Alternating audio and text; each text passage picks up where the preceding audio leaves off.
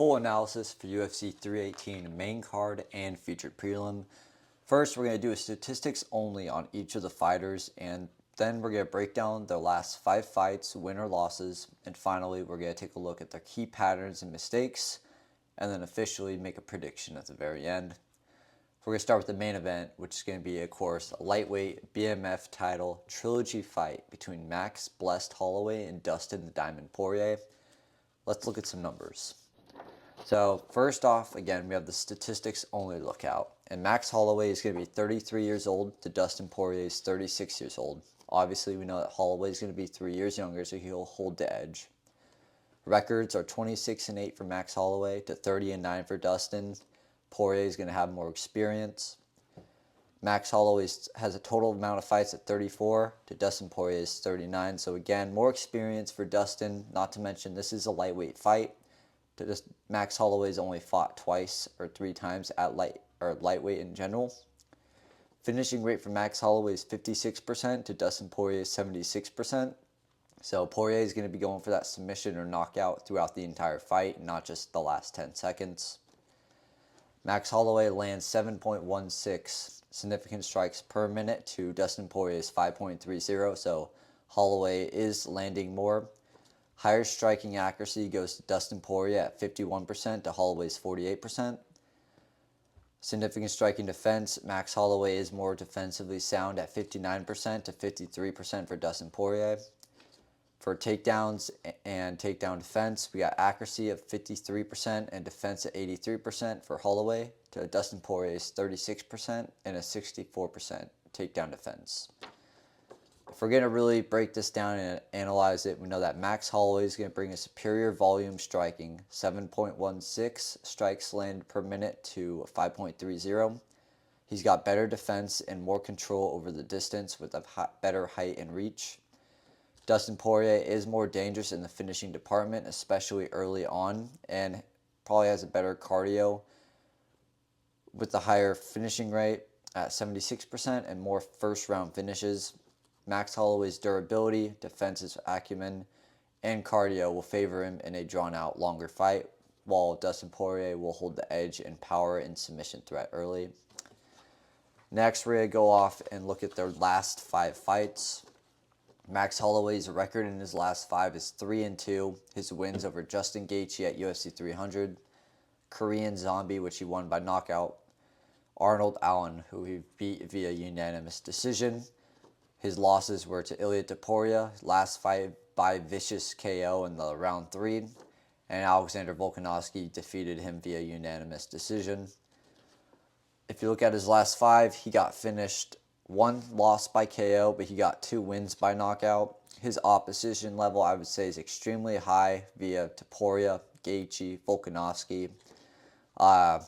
His trend, I'd say, is that he does absolutely phenomenal against Justin Gaethje, but that KO loss to Ilia Topuria might raise some concerns.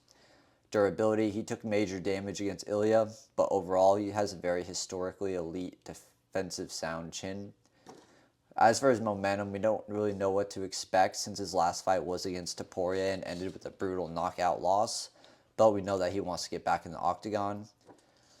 So next we got Dustin Poirier. His last 5, he is 2-3 with wins over Benoit Saint-Denis via knockout and Michael Chandler via submission. His losses are against Islam Makhachev via submission, Justin Gaethje versus a head kick knockout, and Charles Oliveira via submission. If you look at his finishes, he has 2 wins by finish, but his last 3 have also been finishes, but only one of them a knockout. His opposition level is extremely elite. All were some of the top heavyweights or top lightweights we've seen in history. His trend is that he's very offensively strong, but as he's getting older, his defensive skills are declining. Durability is a little concerning because he got finished in 3 of his last 5, but only 1 by knockout, and it was a head kick, which that tends to knock most people out. Momentum, I would say mixed, but had a strong rebound against Benoit Saint-Denis. He's ready to retire after this fight, though, so we don't really know how motivated he is coming into it. We just got to hope for a good fight between them. Key patterns and mistakes. Max Holloway is a volume king. He often overwhelms with pace, using 7.16 strikes per minute Doesn't really rely on power until the end, or if at all. Late starter, he sometimes takes a round to find his range, gives up very early momentum. Very reluctant grappler. He rarely will mix in the takedowns. Despite a solid accuracy of 53%, he prefers to keep it standing up and striking. He has elite durability, historically unfinishable until he got knocked out by Ilia Topuria. And he likes to stay in the pocket too long. He eats a lot of unnecessary shots when trading, especially against power punchers, trying to prove his chin or something. For Dustin Poirier, key patterns and mistakes are going to be boxing combinations to the body and head, especially dangerous mid-fight and mid-range flurries. He leads with his chin when engaging, which leads to him often getting clipped when he enters exchanges. He has a bit of an issue defending takedowns. A 64% takedown defense has cost him versus grapplers such as Charles Oliveira and Islam Makhachev. And Khabib Nurmagomedov if you want to bring him into this, but he's a little late. He has fight IQ and chaos. When the fight gets messy and everyone's swinging, he knows where to land shots, and he performs very well. His gas tank can dip in grappling heavy fights, and then he slows down when having to defend against takedowns often. So we got a co-main event, Paulo the Eraser Costa going up against Roman Kopylov. Let's do his stats only. Paulo Costa and Roman are both 34, so there's no edge there. Record of 14 wins, 4 losses for Paulo, 14 wins, 3 losses for Roman, so slightly tilting towards Kopylov. Total fights, again, 18-17. Costa has a bit more experience, especially against higher ranked opponents and better skill sets for opponents. Costa has a higher finishing rate at 93% to 86% for Roman. Paulo Costa lands 6.22 significant strikes per minute to Roman Kopylov's 4.96, so he also holds a higher volume there. Higher striking accuracy for Costa at 58% to 51% for Roman. Roman is more significantly sound when it comes to significant striking defense at 55% to Costa's 49%. Paulo Costa has a higher takedown accuracy of 75% to 42% for Roman, but Kopylov has a higher takedown defense at 87% to an 80% for Paulo Costa. If you were to analyze these, these stats, Costa is statistically the more aggressive and powerful striker. He has more volume and better precision striking. He also has a higher 93% finish rate. But Roman Kopylov is a cleaner defensively and has a better takedown defense rate, which may matter if Paulo Costa decides to try and surprise him with grappling. However, Paulo Costa's sheer pressure and striking output should give him the edge unless Kopylov manages the distance perfectly and can survive the early storm and basically win the last 2 rounds or get a late knockout. If we look at Paulo Costa's record in his last 5, he has 1 win and 4 losses. That 1 win was via Luke Rockhold via unanimous decision victory. He's lost against Sean Strickland via split decision. Robert Whittaker versus UD or via UD. Marvin Vittori also via UD. And then Israel Adesanya knocked him out in round 2. When it comes to finishes, he has 1 loss by knockout. Other than that, it's been 1 decision win and 3 other decision losses. His opposition level is high to elite opposition, all top 10 opponents. His trend is that he's slowly declining in both activity and success. He has great durability except for the 1 knockout, which was against Israel Adesanya, which is a while back. His momentum right now is probably low as he's 1 win of 5 fights, but he has only fought the elite. Roman Kopylov in his last 5 is 4-1, his wins being Chris Curtis via knockout, Cesar Almeida via split decision, Josh Fremd via knockout, and Claudio Ribeiro also by knockout.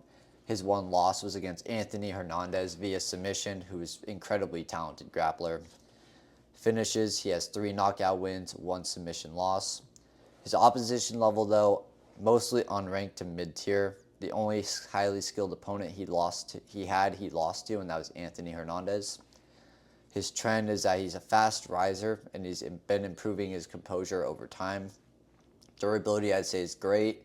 He's only gotten submitted in his last 5, not knocked out. Momentum, even though he has that one loss, he's very strong with 4 finishes other than that loss. So I'd say he's got great momentum going into this. Key patterns and mistakes for Paulo Costa. 1, blitz striking style. He's very aggressive with first round flurries and can hopefully often overwhelm his opponents. Cardio will fall off post round 1. Very big, significant drop in output of striking after the first round. He struggles against clean technicians. Robert Whittaker, Marvin Vittori, and Israel Adesanya picked him apart at range. Strong takedown defense at 80%, so if he is ever going against a wrestler, it's hard to get him down or even keep him on the ground with a takedown. And predictable entries. He doesn't really feint much. He loads up on obvious power shots, and if he goes for a takedown, he just goes for a leg. For Roman Kopylov, we've got precise, patient striking. He has very clean technique and doesn't waste much energy. He starts slow. He often takes a round to read his opponent, figure out the risks, but that leads to him being outpaced early, so he has to get a knockout or dominate the last 2 rounds. Limited ground game. He got submitted by Anthony Hernandez, so he probably prefers, and he does prefer, to stay upright and standing and striking. Excellent body work. He likes to rip to the body more than most of the other middleweights out there. And he stays linear under pressure. He'll retreat in straight lines when backed up, which is good and bad. If someone overextends and throws a long straight and taps him in the chin, him moving backwards to defend it will only lead to him getting knocked out easier or knocked down, which is a loss of a round. Next, we've got Kevin Holland versus Daniel Rodriguez. Statistics only. Kevin Holland is 32 years old to Daniel Rodriguez 38, so 6-year age gap leaning towards Holland. Record of 28 wins, 13 losses to Daniel Rodriguez's 19-5. Total fights for Holland is 41 to 24 for Daniel. I'd say both those go to Holland. He has a better overall record, and then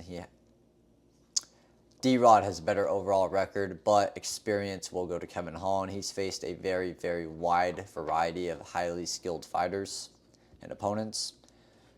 Kevin Holland has a higher finishing rate of 82% to 68% for D-Rod.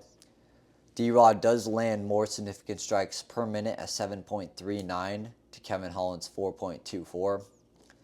Higher striking accuracy by 1%, 50 to 49% for Kevin Holland.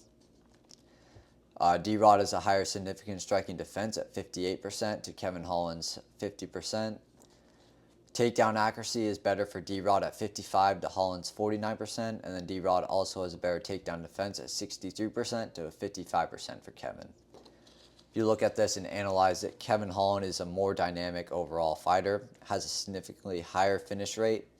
He brings more tools to the table, especially with submissions. However, D-Rod will be busier on the feet, 7.39 significant strikes landed per minute to 4.24.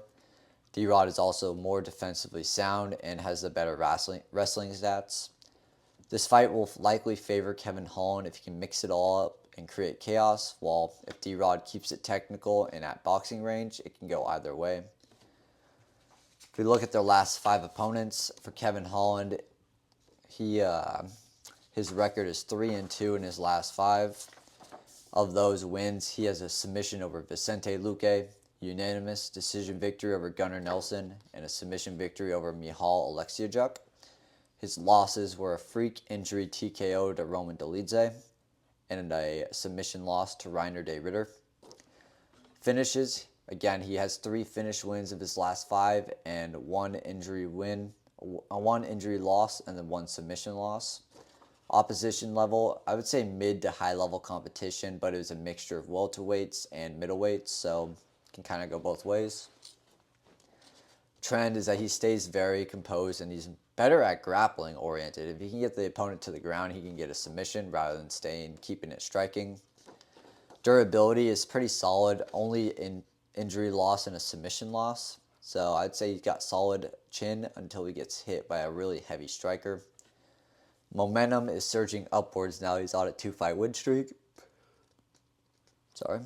D-Rod, his last 5, he is 2-3 with wins over Santiago Ponzinibbio via a third-round knockout, and then Alex Morano via a split decision victory. His losses are against Kelvin Gastelum via U decision, Ian Machado Gary versus spinning wheel kick knockout, and Neil Magny via submission. So he has 1 KO win of his 2 wins, and he has 2 finish losses via that knockout and submission from Gary and Magny. Opposition level, honestly, pretty mid-tier welterweights, except for Neil Magny and Ian Machado Gary. Gastelum's more of a middleweight, so the fact that he was at welterweight kind of shows that he wasn't at his best. His trend is that he's kind of declining from a run before the knockout win. Durability, he got finished 2 times in his last 3 losses, but 1 was a submission, so it doesn't really matter. He has a great chin. Higher motivation after getting his most recent win via knockout over Santiago for momentum. Key patterns and mistakes for Kevin Holland. Holland is dangerous off of his back and has a very opportunistic submission threat. He has defensive holes on the feet and relies more on his chin than his movement, with only a 50% significant striking defense. One day that chin will fail him and he's going to be knocked out. We just don't know when. He has a long, sharp jab and front kicks. He uses his reach well when focused and knows how to take advantage of mixing it up. Takedown defense is pretty spotty. He struggles against heavy chain wrestling, such as when he fought against Khamzat Chimaev. But if it's just a single takedown, he's amazing at managing to keep on his feet. Can get very overconfident. He plays with his food and loses rounds that he should be winning, which leads to him losing via decisions when he probably could have submitted or knocked down an opponent. For D-Rod, he's a southpaw volume boxer, which gives him tight combinations with very strong fundamentals in boxing. A predictable game plan because he has a very striker-only approach, which limits his adaptability. He can be out-muscled in the clinch, and he struggles when his opponent pushes the pace inside. He does have a strong chin historically and has absorbed bombs, though the Ian Machado Gary knockout raises concern. It was a spinning wheel kick, which usually will knock someone out. He doesn't kick or mix levels. He's very focused on that pure hands and striking, which doesn't give him a full toolbox. Next, we have Dan Ige versus Patricio Pitbull Ferreira. Statistics only. Dan Ige is 33 years old, which is 5 years younger than Patricio Pitbull at 38. Ige has a record of 19 wins and 9 losses to Pitbull's 36 wins and 8 losses, so Pitbull has a better record. Total fights of 28 for Ige and 44 for Pitbull, so Pitbull also has more experience overall. Higher significant finishing rate for Pitbull at 66 to Dan Ige's 63, so slight edge there for Pitbull. Dan Ige throws 3.67 significant strikes per minute with 2.45 for Patricio Pitbull. Higher striking accuracy also goes to Dan Ige at 46% to 41%. Exact same significant striking defense at 57%. Takedown accuracy is actually better for Dan Ige at 26% to Pitbull's 20%. And Ige has a less takedown defense at 58% to Pitbull's 89%. If we're going to analyze this, Ige is the more active on the feet and more accurate, while Pitbull is more experienced, better rounded, and has more finishes. Pitbull Ferreira's elite takedown defense at 89% will likely neutralize any wrestling attempts from Dan Ige. The big question is if Dan Ige can maintain volume and cardio long enough to outpoint Pitbull, or if Pitbull Pereira's submission and counter-striking threats will land first. For Dan Ige's record in his last 5, he is 2-3, with his wins being over a knockout of Sean Woodson and a knockout of Andre Fili. His losses are against undefeated Lerone Murphy, Diego Lopez, which he took that fight short notice, and Bryce Mitchell, all via unanimous decision losses. His finishes, again, were 2 wins by knockout, but he has a solid chin as shown against his opponents with only losses by decision. Opposition level, I'd say mid to high level featherweights. His trend is that he has a win and loss alternations. Durability, he's only ever lost by decision, so great chin. Momentum, he has a mixed but good recent KO, so I'd say he's on the rise. For Patricio Pitbull, his last 5, he has a record of 2-3 as well. Wins over Jeremy Kennedy by knockout, Kyber Koike via unanimous decision, but his losses are against Yair Rodriguez via U decision, his first opponent in the UFC, so that doesn't look good. Chihiro Suzuki by knockout and Sergio Pettis by U decision. Look at his finishes. He has 1 knockout win, 1 knockout loss, and none of those were in the UFC, so Bellator famously has lower competition level and skill level than the UFC. His opposition level are against highly skilled Bellator opponents again, but the highly skilled Bellator is pretty average at UFC opponent level. His trend is that he's had a sharp decline since 2023. Durability is fading. He has a KO loss plus volume damage can come back and chain up on him. His momentum, I'd say, is poor. He came into the UFC debut a couple months ago with extremely high expectations and was not able to complete them. Key patterns and mistakes for Dan Ige. He's an explosive counter striker and lands with power off the back foot. He has a lower volume than most featherweights, landing 3.67 per minute and often loses decisions due to inactivity. Solid takedown defense at 58%. Scrambles well, hard to control. He's too willing to box with the longer fighters, so if a guy has a longer reach and has better range, he struggles against them. But he's also very good at going for the takedown like he did against Woodson. He's very one-dimensional at times, so he kind of goes into a game plan with I'm going to strike or I'm going to wrestle. He doesn't know how to mix it up as much as he could. For Pitbull, he's a well-rounded finisher with 12 knockouts, 12 submissions, very balanced offensively. Slower reaction time recently. I think his age is catching up in the striking defense and striking exchanges. Hard to take down with an 89% takedown elite base, so that's good. He hesitates to pull the trigger. He fought very conservatively against both Sergio Pettis and Yair Rodriguez. And a declining chin due to age. He got knocked out by Suzuki, which shows recent vulnerability. Michael Johnson versus Daniel Zellhuber. This is the opening matchup for the main card, by the way. Michael Johnson, stats only, 39 years old to Zellhuber's 26, so a 13-year age gap. Record of 23 wins and 19 for Johnson to 15-2 for Zellhuber. He has a better record as well. Experience, total fights is 42 for Johnson and 17 for Zellhuber. So Johnson does have a better experience, which we knew.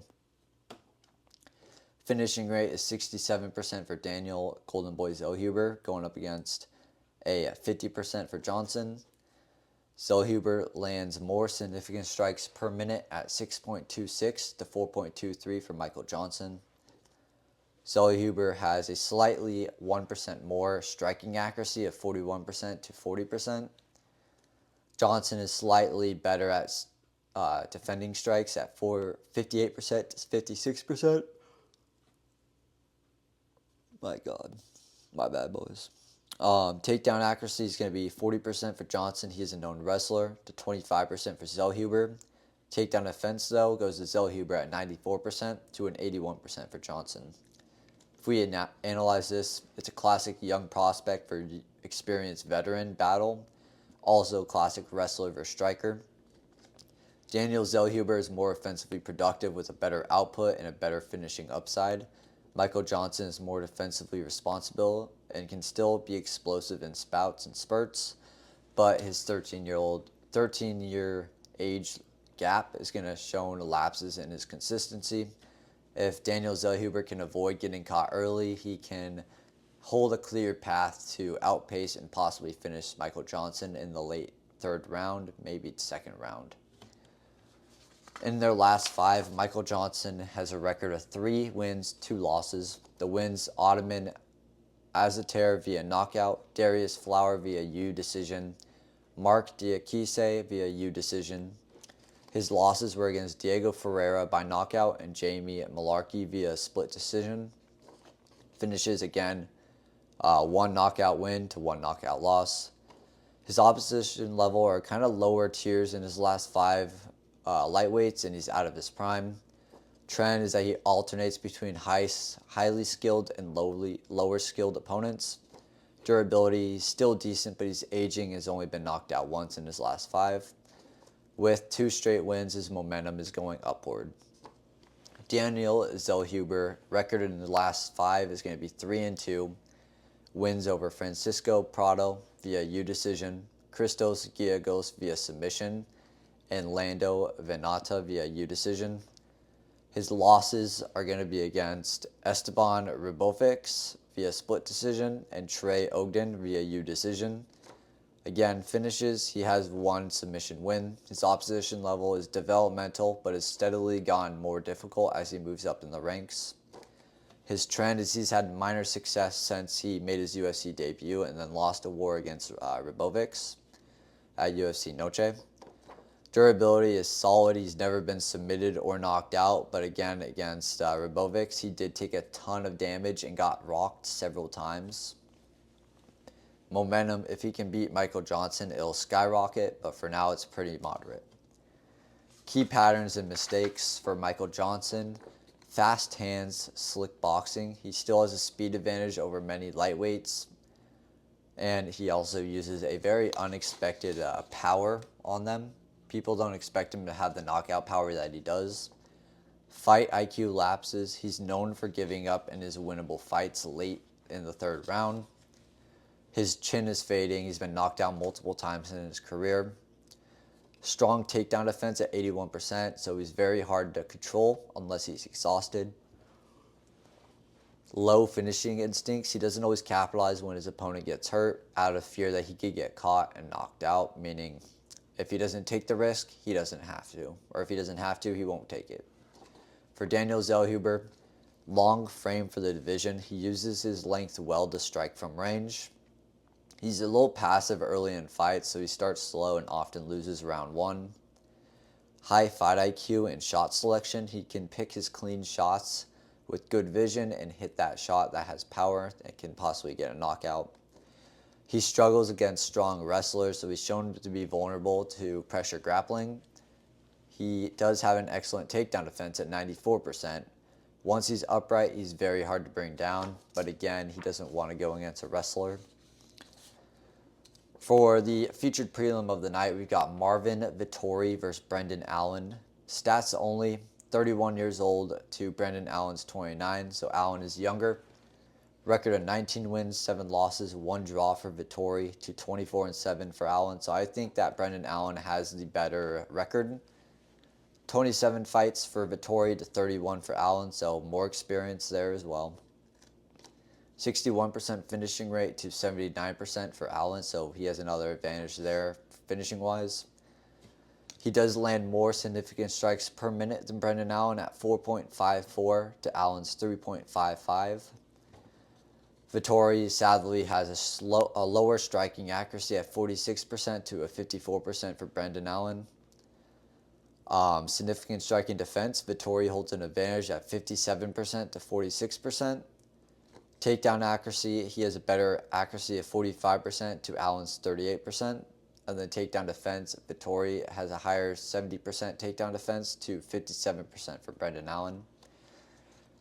If we do an analysis of it, Allen has the higher finishing rate at 79% and sharper striking accuracy, but Marvin Vettori is the more durable, defensively solid, and experienced fighter. Kind of. He's gone against higher ranked opponents. Brendan Allen's submission game is elite, but Marvin Vettori has never been submitted or finished by knockout, and he has excellent takedown defense.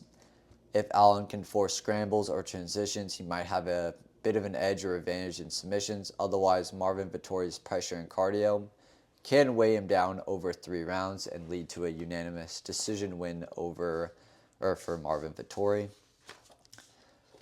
For Marvin Vettori's last 5, he's 2-3 with wins over Paulo Costa via U decision and Roman Dolidze via U decision. His losses, though, are also to Roman Dolidze via U decision, Jared Cannonier U decision, and Robert Whitaker via unanimous decision as well. Again, his finish, he got no finishes himself, but he never got finished in his last 5. Opposition level, I would say, against extremely elite middleweights. Trend, though, is kind of stagnant. He hasn't shown much improvement, nor has he gone on a heavy decline. Excellent durability, as he's never been submitted or knocked out. His momentum, again, low because he's often on success. For Brendan Allen, he is 3-2 in his last fight. Paul Craig submission win, Bruno Silva submission win, and Chris Curtis by split decision. Losses against Nasruddin Imavov via U decision and Anthony Hernandez via U decision. Finishes, he has 2 finishes wins, didn't get finished at all in his last 5. Opposition level mid to top tier, I'd say. Trend, he has the potential to be resurgent because he's had a few setbacks. It's just now up to him to get that win. Durability is shown to be better at middleweight, but he still has mainly unanimous decision losses. And momentum, low momentum from his recent losses, I would say. It's probably at an all-time low. Key patterns in success and mistakes. Marvin Vettori has an iron chin. He's never been finished in his career. He doesn't have much of a finishing threat. Only 2 career knockouts. He struggles to put people away on the feet. He does have great grappling, though. Solid pressure game. He'll walk fighters down and wear them out. He's one-paced. He doesn't really know how to adjust or surprise his opponents, and he'll usually fight at the same rhythm. Limited kicking game. He's almost pure boxing plus some wrestling. He doesn't really do much kicking, leg kicks, or head kicks. For Brendan Allen, he is an elite grappling transition. He's very deadly if that fight hits the mat, and he'll go for a submission every time. Submission chains. He doesn't need a top position to attack submissions. He'll go for an armbar, a leg bar, a heel hook, choke. He'll find a submission if he can find one. He leaves his chin up when striking, so he can be clipped during exchanges. He's not very good off his back, so he can't find a triangle or a reverse armbar. So when he gets taken down, he doesn't have many limited answers. And he struggles against pressure. He doesn't like when the opponents are constantly pushing the pace. Finally, what you guys have been waiting for, overall predictions. Max Holloway versus Dustin Poirier, a breakdown of everything. Max Holloway is a fresher, higher volume, better defense, and tougher over 5 rounds. Dustin Poirier, the better finisher and more dangerous early with submissions and power. My prediction, Max Holloway wins via unanimous decision. I'd say 48-47 or 49-46. Max Holloway's cardio, volume, and durability will give him the edge over 5 rounds. Dustin Poirier is live for an early finish, but that can fade in the second half. Second bet is probably Dustin Poirier by knockout because we don't know how compromised Max Holloway's chin is after his loss against Ilia Topuria. Paulo Costa versus Roman Kopylov. Breakdown. Paulo Costa is explosive early with relentless pressure, and Roman Kopylov is cleaner technically but starts slow and doesn't have the same physicality and power that Costa brings. Prediction, Paulo Costa via round 2 knockout. I think Roman Kopylov's patience might help him survive early, but Costa's pressure and power should break through unless he gasses completely after the first round. Other than that, Roman Kopylov by decision makes some money. For Kevin Holland versus D-Rod, breakdown is that Kevin Holland is longer, more versatile, and more dangerous everywhere. D-Rod is more technical with his hands and higher output on the feet. Prediction is going to be Kevin Holland via round 2 submission or round 3 submission. Rodriguez may win the early rounds with volume, but Kevin Holland's creativity and jiu-jitsu will give him the edge in transitions as the fight wears on. For Dan Ige versus Patricio Pitbull, Dan Ige is younger and more active. Pitbull is more experienced and dangerous everywhere, but he's slowing down. Give me Dan Ige via split decision or unanimous decision. Masterclass for Dan Ige coming this Saturday night. Close fight, but Ige's pace and cleaner optics may edge the cards if Pitbull doesn't secure control time or a big moment like a knockdown. Michael Johnson versus Daniel Zellhuber. Michael Johnson does have speed in boxing, but he fades fast and late and is inconsistent. Daniel Zellhuber is longer, younger, and more durable. His trend is coming up after that loss. He's ready to come back and prove himself. Michael Johnson may win round 1 with speed, but I believe Zellhuber will adjust, be more pressure, and outland him across the final 2 rounds. Give me Daniel Zellhuber via U decision. Finally, Marvin Vettori versus Brendan Allen. Both are extremely skilled submission artists, but Marvin Vettori, I believe, has the elite durability and cardio, even if he doesn't find a finish. Brendan Allen, again, is more dangerous with submissions, but he can be broken and really hurt under sustained pressure. I believe that Marvin Vettori's forward pressure, clinch control, and takedown defense will likely neutralize Brendan Allen's best weapon over 3 rounds. Give me Marvin Vettori via unanimous decision. I think 30-27 or 29-28. That is everything for my UFC 318 breakdown.